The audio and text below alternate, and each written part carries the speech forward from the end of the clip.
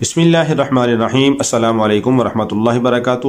محترم ناظرین، اگر آپ رشتے کی وجہ سے پریشان ہیں، آپ کا رشتہ نہیں ہو رہا، چاہے مرد ہو چاہے عورت ہو، تو اس کو ایک تو نماز کا اہتمام کرنا چاہیے، دوسرا اللہ کی ذات کے اوپر یقین کر کے سورہ نساء کی پہلی آیت اعوذ باللہ من الشیطان الرجیم بسم اللہ الرحمن الرحیم یا ایھا الناس اتقوا ربکم الذی خلقکم من نفس واحدۃ وخلق منها زوجها وبث منهما رجالا كثيرا ونساء واتقوا الله الذي تساءلون به والارحام، یہاں تک۔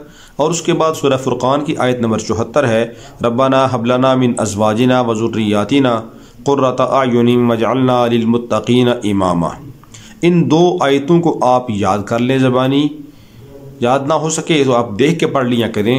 ہر نماز کے بعد آپ نے 3 بار پڑھنے کا اہتمام کرنا ہے، ہر نماز کے بعد 3 بار پڑھنا ہے، اور انہی 2 آیات کو عشاء کی نماز کے بعد آپ نے 33 بار پڑھنا ہے۔ اول و آخر آپ نے 3 بار درود پاک پڑھنا ہے، اور درمیان میں 33 بار ان دونوں آیات کو پڑھنا ہے، ایک سورہ نساء کی پہلی آیت اور دوسری سورہ فرقان 19ویں پارے میں ہے اس کی جو آیت نمبر 74۔ ان دونوں کو آپ پڑھنے کا اہتمام کریں، انشاءاللہ العزیز اللہ رب العالمین آپ کو ایک تو اپنی مرضی کا رشتہ نصیب فرمائیں گے، جیسا آپ چاہتے ہیں ویسا اللہ رب العالمین رشتے کا انتظام کر دیں گے۔